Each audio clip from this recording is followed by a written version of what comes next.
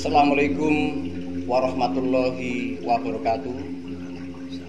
Salam sejahtera buat kita semua. Om Swastiastu, salam kebajikan, salam sehat, salam rahayu, rahayu, rahayu. Pemirsa, di mana saja kalian berada, pecinta budaya leluhur kita, selamat jumpa dan berjumpa kembali bersama Padepokan Cikal Cawang, yang mana pada kesempatan sore hari ini kami akan berbincang-bincang, bahasa mudahnya jagongan santai,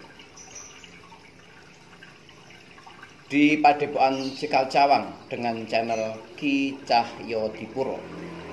Namun sebelumnya jangan lupa subscribe, like, dan komen. Pemirsa yang ada di rumah ataupun di mana saja kalian berada, pada kesempatan siang hari ini kami atau saya didampingi oleh seniman kondang, juga seorang budayawan cukup ternama di Kabupaten Kebumen, bahkan di Nusantara. Beliau adalah Ki Basuki Hendro Prayitno. Sugeng raipun Pak Dalang.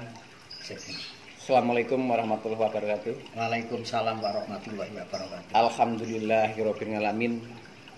Kanugrahan ingkang tanupami dinerompok kula dinten karawan panjenengan. Saestu mugi-mugi kanthi rawuh panjenengan samangke saged mbabar kawruh tumraping bebriyan agung, utamanipun wontening seni pewayangan. Pemirsa, sebelum saya banyak berbincang dengan beliau, Ki Basuki Hendro Prayitno, baiklah supaya kita lebih mengenal lebih jauh siapa dan bagaimana beliau Bapak Dalang Basuki Hendro Prayitno bisa mengelilingi Nusantara dengan karya pagelaran wayangnya. Baiklah Pak Dalang, kalau tidak salah tadi sebut namanya Ki Basuki Hendro Prayitno. Sudah betul Pak ya? Betul. Alhamdulillah. Pak Dalang Basuki Hendro Prayitno, kalau tidak salah juga rumahnya, dalamnya adalah di Desa Ambal resmi ya? Betul. Kecamatan Ambal, Kabupaten Kebumen. Begini Pak Dalang, sudah sekian lama, bahkan semenjak saya masih kecil, Pak Dalang sudah malang melintang dunia pagelaran wayang. Bahkan pada waktu itu, waktu saya masih belajar di Surakarta, saya sudah mengenal Pak Dalang sering tampil baik itu di Taman Budaya maupun di Kompleks Sriwedari, bahkan mungkin di RRI. Kalau tidak salah dulu juga pernah tampil di rumahnya beliau Bapak Probasmoro, kalau salah. Iya. Tahunnya saya lupa, cuman waktu itu saya nonton. Iya. Cuman saya lupa. Sebenarnya Pak Dalang begitu mendalami pedalangan atau menggeluti di dunia seni pedalangan, itu Pak Dalang sebenarnya itu apakah memang pernah belajar di suatu pendidikan seni, misalnya di Surakarta ada Sekolah Tinggi Seni Indonesia atau Institut Seni Indonesia, atau mungkin karena otodidak, begitu berkawan berteman dengan seorang seniman kemudian tertarik sehingga belajar, kemudian bisa dan ternyata sekarang mampu menguasai hampir Nusantara dalam tampilan pagelarannya. Atau mungkin apa mungkin dari ada keluarga atau keturunan dari Pak Basuki sehingga begitu mencuatnya di dalam menggeluti dunia pedalangan. Namun sebelum Pak Dalang banyak bercerita, saya ingin tahu Pak Dalang itu mulai menggeluti pagelaran wayang sejak usia berapa, Pak? Iya. Nah, sebelumnya kami ucapkan terima kasih sekali kepada Mas Bambang Cahyono Dipuro yang telah berkenan nimbali saya untuk saling berkomunikasi, tukar pikiran atau tukar kawruh babagan seni budaya khususnya wayang yang saya geluti. Biar para pemirsa nanti tidak gelo dan kuciwo, sebetulnya ibaratkan kedung itu saya cetek sekali. Airnya juga tidak mengalir, airnya juga tidak jernih, airnya butek. Mas Bambang nimbali saya untuk saling duduk masalah seni pewayangan. Mungkin para pemirsa dan Mas Bambang akan kegelan. Tapi apa boleh buat, karena dikersakaken semampu saya, sebisa saya. Juga kami awali pertanyaan dari Mas Bambang Cahyo Dipuro. Sebetulnya saya tidak lewat pendidikan formal, pendidikan seni. Otodidak juga bukan. Hanya kebetulan ayah saya, mbah saya, buyut saya, cangga saya ke atas memang dari kakung itu terah pedalangan, terah seniman. Jadi Pak Basuki memang betul-betul dari keluarga seniman dalang, Pak ya? Keluarga seniman dalang. Sejak ayangnya ya? Iya, atau malah mbah buyutnya gitu? Iya, malah justru suwargi kakak saya, Mas Sugeng Adi Kesowo, sampai mengurus di Keraton Mataram di Yogyakarta, mendapat surat kagancingan bahwa masih terah ada dokumennya di kakak saya Mas Sugeng. Tapi nun sewu, masalah terah itu kami tidak mengesampingkan, juga tidak bangga karena zamannya zaman modern, zaman maju. Istilah tunggak jarak merata, tunggak jati mati. Tunggak jarak merata anake wong ora duwe anake wong biasa, tapi mau mersudi, mau menggeluti, dan betul-betul semangat, dedikasinya maju. Mungkin akhirnya merata. Tunggak jati, turunnya orang ampuh, baik seniman maupun tukang kayu, tukang batu, terah, lurah, gelondong, dan sebagainya, karena kurang mempersudi, akhirnya juga ketinggalan zaman. Kembali lagi Pak Dalang. Iya.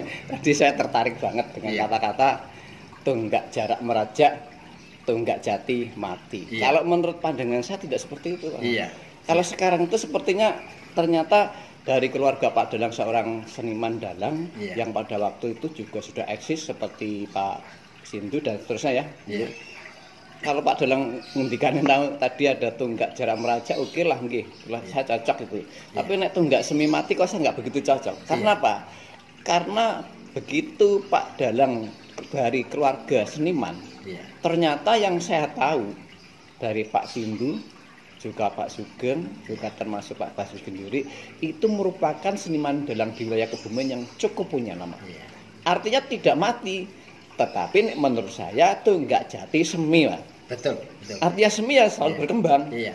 Iya. Jadi kalau kita melihat di dunia pagelaran wayang atau tentang seniman yang sekarang, memang kalau kita melihat dari segi kenyataan yang ada, seolah-olah generasi muda itu hampir terkikis, tidak begitu mengenal. Namun secara kenyataan pagelaran wayang sekarang masih eksis. Iya.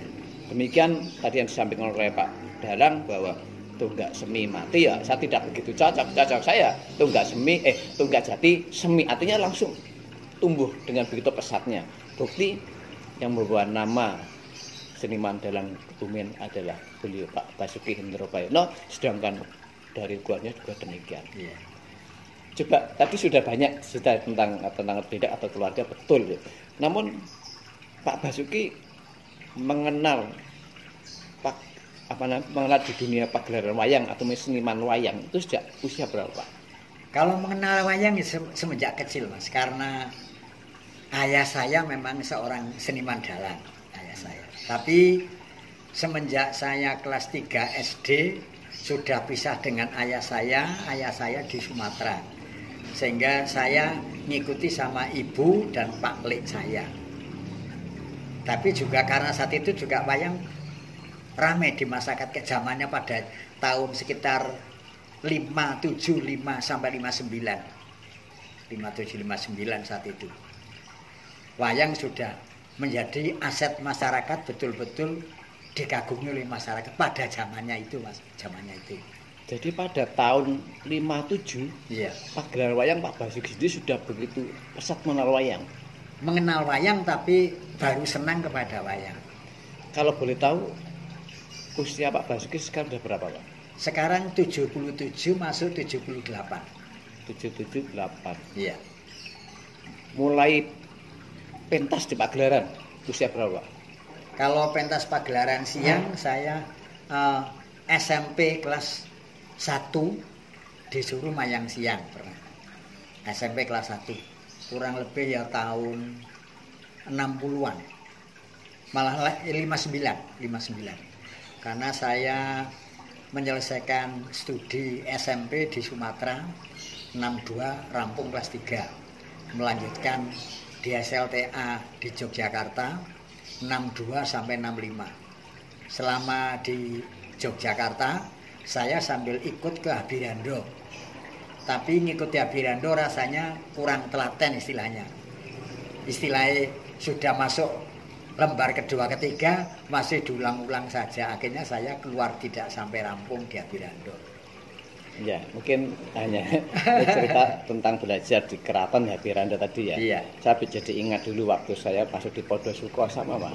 Iya. Kalau di Habirando hanggiarakan Biwara pada Ngayu Jakarta namanya. Iya. Ngayu wonten Solo kan Podosuko pasilon dalam Keraton Surakarta. Nggih. Ngayu wonten mriku rumiyin pada waktu itu 1 minggu hanya 1 kali. Iya. Sama saya ingat itu waktu Sama. itu saya belajar di situ katanya Mbah Bayi Radi Suto ya saya cari saya masih ingat sekali. Kowe nek sinau nang kene ora iso-iso, ayo milih aku. Ya akhirnya saya waktu itu nyantrik dengan beliau. Ya disuruh nyapu-nyapu dan sebagainya. Ini hanya pengalaman mungkin sekilas sama tapi berbeda. Berbedanya apa? Kalau Pak Basuki di Habirando keluar dan kemudian membawa nama pedalangan yang cukup pesat, sedangkan saya enggak begitu. Hanya kenal dan tahu saja. Iya. Kalau ditanya dalang itu apa ya sedikit bisa menjawab. Kalau ditanya tokoh wayang ini apa ya sedikit tahu. Namun tidak punya pagelaran karena memang basicnya bukan pagelaran wayang pada waktu itu. Baiklah, terima kasih. Tadi pemirsa ternyata Pak Dalang itu sudah mulai tampil pertama sekitar tahun 62 sudah 62 dan mulai pentas wayang, mengenal wayang memang sejak kecil karena beliau memang dari keluarga seorang seniman dalang. Iya. Baiklah, pengalaman Pak Dalang Basuki di dalam pagelaran wayang mulai dari mungkin ya ibaratnya kalau kita ngomong kecil-kecilan tingkat RT ya mungkin ya, bahkan mungkin sampai tingkat provinsi, bahkan mungkin nasional. Coba sedikit saya kepingin tahu atau mungkin pemirsa juga ingin mengenal bahwa Pak Dalang itu memang seorang seniman dalang yang sudah malang melintang di Nusantara di pagelaran wayang. Udah sejauh mana dan sampai mana? Mungkin diawali dari mungkin pernah ikut lomba atau itu tingkat RT atau tingkat kecamatan atau provinsi atau mana di mana dan kira-kira mungkin kalau masih ingat tuh kapan? Kalau ikut lomba saat itu tahun 1982 dalang remaja. Pagelarannya pagelaran padat saat itu. Durasinya 2 jam. Nah, di Kebumen saya untuk perwakilan kabupaten. Masuk Kedu. Alhamdulillah bisa berhasil di peringkat pertama. Akhirnya diangkat ke Jateng. Jawa Tengah, lokasinya dulu di Magelang di Pasti 5 tahun 82, bulannya saya lupa. Saat itu karena saya mendapat undian agak di belakang sebelum pentas banyak dari Pekalongan, kemudian dari Cilacap, dari Surakarta yang makili Pak Mantep saat itu. Kebetulan Pak Mantep dengan saya umurnya masih tua saya. Mas Sanom dengan saya juga masih tua saya, terpaut 1 tahun kalau nggak salah. Ketika Mas Mantep pentas, saya belum pentas. Saya beserta kru sudah punya pendapat ini juara pertama. Dari sanggit, sabet wayang, iringan, segala sesuatunya cukup bagus, cukup baik. Kebetulan pentas saya karena seni itu kan lain dengan sepak bola, Mas. Lain dengan bulu tangkis. 15, 17, 15, 12. Lain dengan voli. Kalau seni itu memang penilaiannya rumit. Ketika saya pentas, di depan saya itu yang pentas dari kota Semarang. Kota Semarang ada 2. Dalangnya sudah sepuh. Kami tidak akan mengurangi kemampuan beliau, tapi istilah padat mungkin belum preso. Di belakang saya juga kurang menunggu siaran prestasi, peringkat. Kami sudah dengan teman-teman acung jempol untuk Mas Mantep. Saat itu belum kenal kami dengan Mas Mantep Darsono, almarhum. Ternyata siarannya Mas Mantep dinyatakan dis, sehingga Mas Mantep keluar dari arena. Saya masih ingat pakai Fiat merah dengan mendeko lantang. Saya ndak juara, ndak apa-apa, tapi saya tetap berprestasi di antaranya itu. Terus kundur, sehingga peringkat kedua saya diangkat menjadi peringkat pertama. Jadi meskipun saya 82 peringkat pertama untuk Jateng, tapi saya ngakoni nek Mas Mantep kemampuannya di atas saya jauh sekali di atas saya. Pada tahun 82. Perkembangannya karena Pakliran Padat saat itu diisi di masih ASKI di Asto Pak Ndon Mardani ya. Ndon Mardani. Kebetulan adik ipar saya juga adik saya ikut dompleng kuliah di ASKI saat itu, yaitu di Mas Sunarto Sindu, Sunarto Eskar yang sekarang juga udah purna. Setelah bergaul dengan orang-orang ASKI, saya merasa dipacu atau dibuat mata melihat, telinga mendengar, otak untuk berpikir, tangan bergerak, kaki juga bergerak. Bahwa seni tradisi wayang khususnya yang di kampung-kampung itu terlalu statis, tidak dinamis. Kebetulan saya kerap dengan Mas Bambang Suwarno, dengan Mas Bambang Murtioso Suwargi, Mas Bono dan yang lain. Hasil pergaulan ketika KKN saat itu di daerah Kebumen, masukan-masukan dari Mas Bambang Murtioso maupun Mas Bambang Suwarno dan yang lain, bagi saya merupakan catatan sekali. Sehingga saya berupaya bahwa wayang itu adalah suatu kehidupan ditinjau dari sudut bermacam-macam.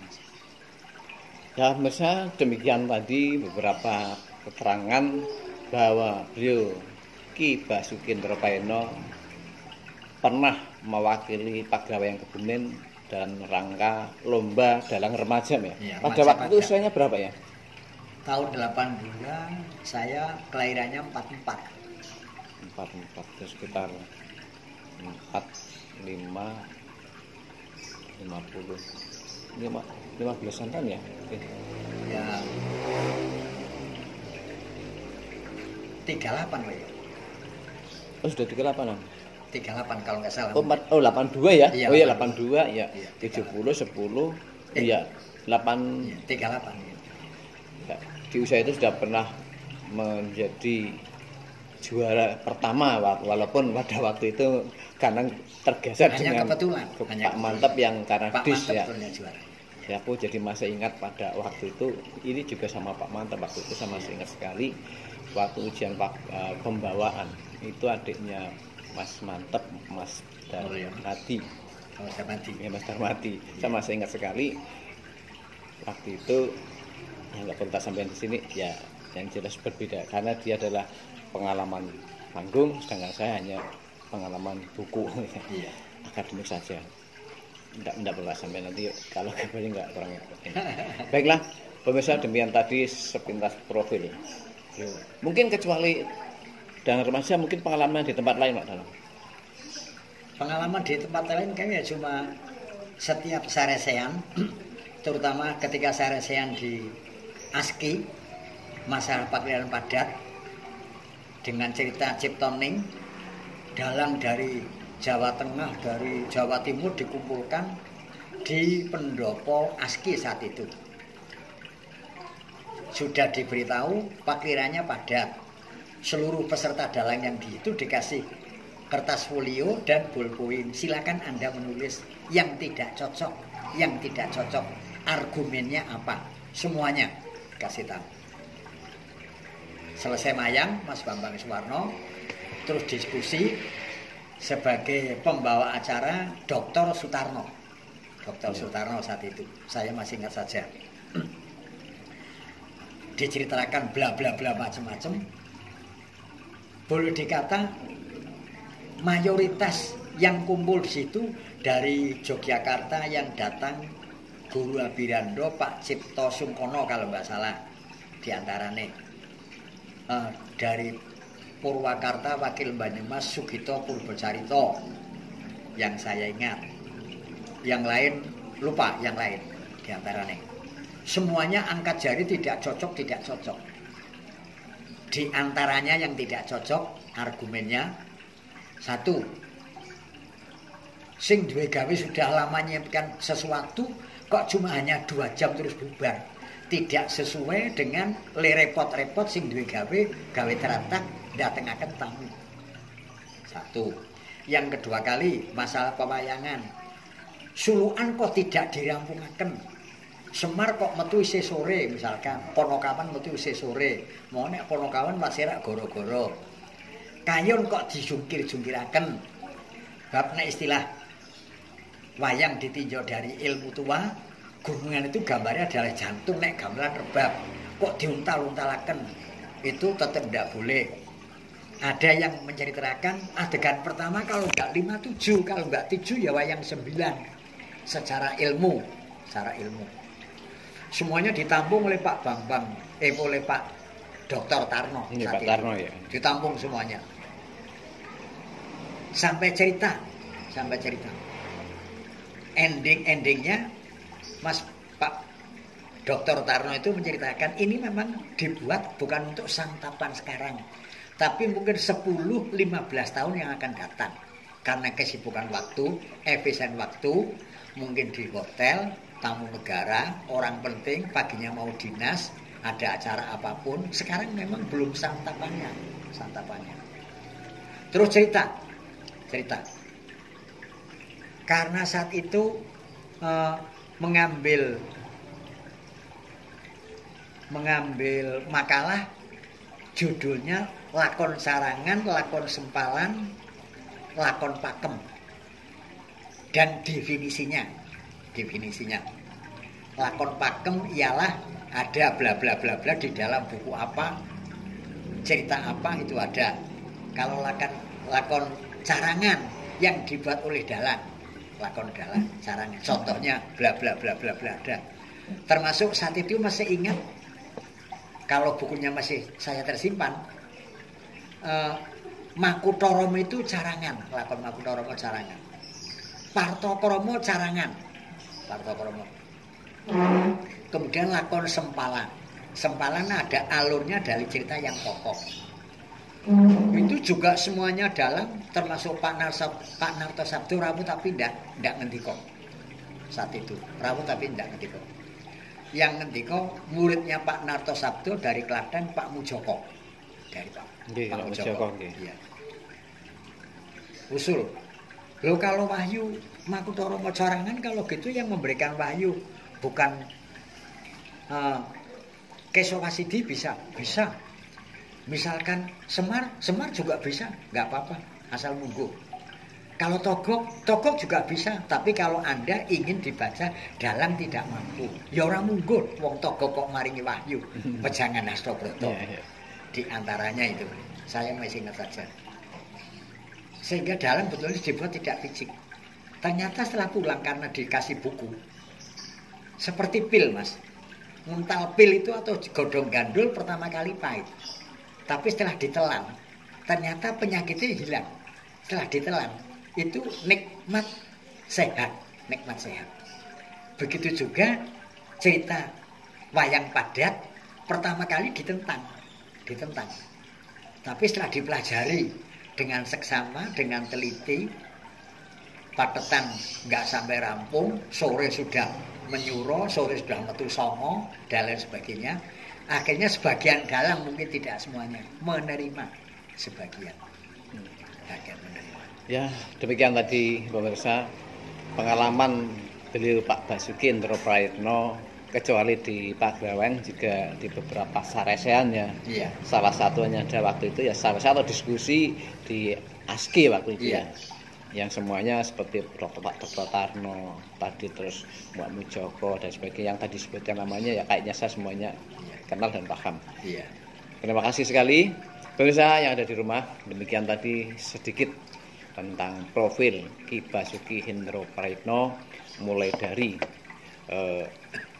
kecil sudah mengenal wayang, kemudian dia ternyata bukan ada istilah tunggak jarak merajak, tunggak jati mati, tapi adalah tunggak jati semi. Buktinya berkembang begitu pesatnya, bahkan dengan jati yang satu, tadinya hanya satu pohon, kalau tebang maka tunggaknya akan bersemi lebih dari satu dan mungkin akan lebih rimbun lagi. Semoga pagelaran wayang kedepannya akan demikian. Pemirsa, sebelum kita lanjut jangan lupa subscribe, like dan komen di channel Ki Cahyo Dipuro bersama Padepokan Cikal Cawang. Baiklah, tadi sudah banyak sekali tentang pagelaran wayang. Sebenarnya itu wayang itu dari Jawa atau mungkin dari India. Kalau dalam catatan beberapa buku kalau tidak salah, wayang itu kan yang wayang besar ya, bukan, kita tidak melihat yang macam-macam, hanya dua, Mahabharata dan Ramayana.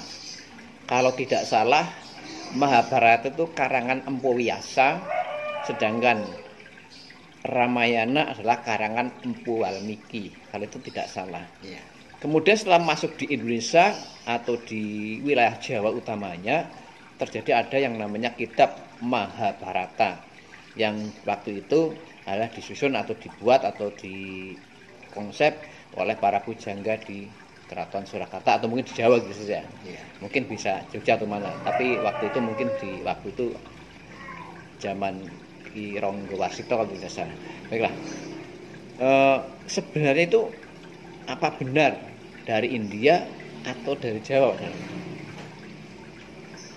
Menurut pandangan saya, kalau ceritanya itu mungkin mengadopsi dari India ceritanya, terutama Ramayana.